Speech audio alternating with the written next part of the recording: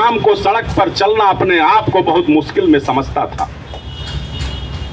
बहन बेटियां घर से बाहर निकलती थी तो जब तक समय से घर पर नहीं आ जाती थी तब तक परिवार के मुखिया की निगाह लगी रहती थी कि हमारी बहन और बेटी के साथ कोई अनहोनी घटना तो नहीं घट गई है।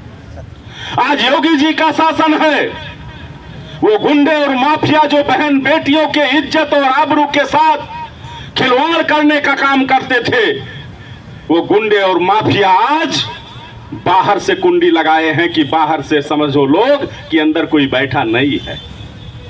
ये भय अगर उनके अंदर पैदा हुआ तो योगी जी की सरकार के कारण पैदा हुआ, क्योंकि योगी जी ने ऐसी व्यवस्था किया कि गुंडे और माफिया या तो जेल के सलाखों के पीछे हैं या हमेशा हमेशा के लिए इस धरती से ऊपर चले गए हैं, जो दोबारा और 2019 से लेकर के 2024 तक सांसद न होने के कारण 5 साल का हमारा समय ये बर्बाद हुआ। 8 साल तक हमारा ये क्रीम समय जिनको कहते हैं कि पूरी देश और पूरी दुनिया नरेंद्र मोदी जी के नाम का डंका बज रहा था, लेकिन बलरामपुर एक ऐसा सौराष्ट्र का लोकसभा दुर्भाग्यशाली ठहरा कि 19 से 24 तक हम मोदी जी के विकास की किरण आप तक नहीं पहुंचा पाए।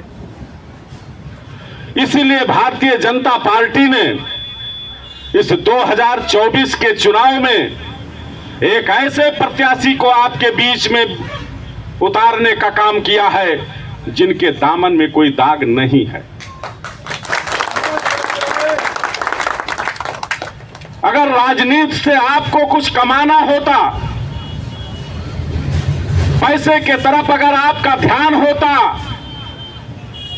तो भारतीय पुलिस सेवा जिनको आईपीएस कहते हैं, जैसे पुलिस अधीक्षक का बंगला आपके सामने है, ऐसे बंगले को छोड़ करके तब राजनीति की मुख्य धारा से जुड़ने का काम किया है।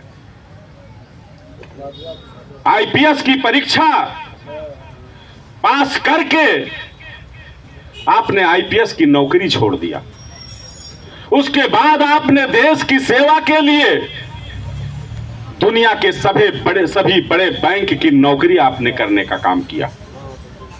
लेकिन इन सब के बावजूद भी आपका मन नहीं लगा कि हम आईपीएस की नौकरी करेंगे, बैंक की नौकरी करेंगे तो बहुत ज्यादा समय निकाल पाएंगे, तो महीने में कहीं एक बार अपने गांव जाकर अपने परिवार और रिश्तेदार नातेदारों का हालचाल ले सकते हैं। उसके अलावा नौकरी से फुर्सत नहीं मिलेगी। तब आपने यह तय किया कि हमें राष्ट्र की सेवा करना है, देश की सेवा करना है।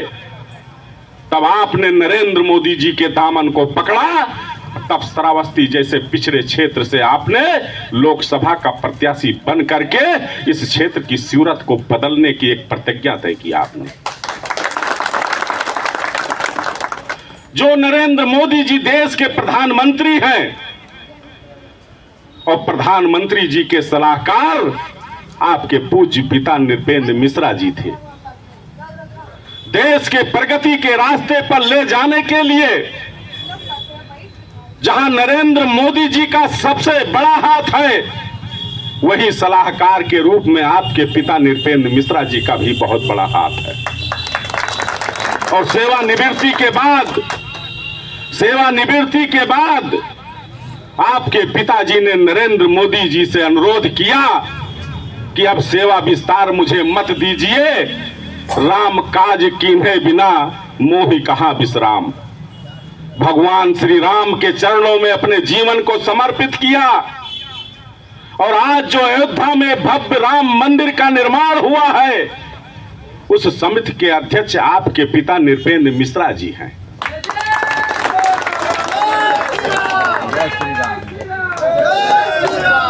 यह काम साकेत मिश्रा जी, नृपेंद्र मिश्रा जी के सोचने से नहीं हुआ है। यह काम हुआ है कि सुनहु भरत भाभी परबल, बिलख कहो मुनिनाथ, और हानि लाभ जीवन मरण जस अब जस विधिहात।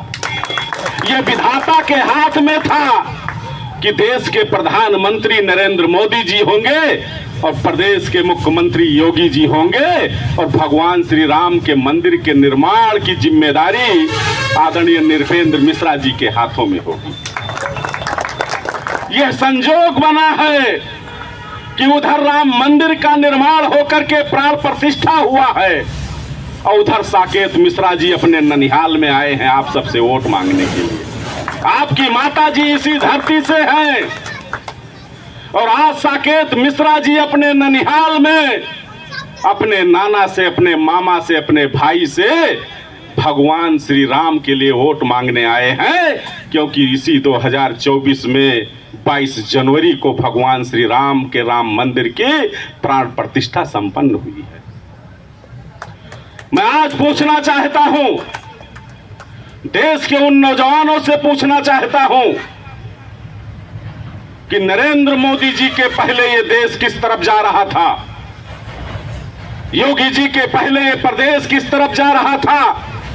गुंडे और माफियाओं की इस कदर से उनका प्रभाव रहता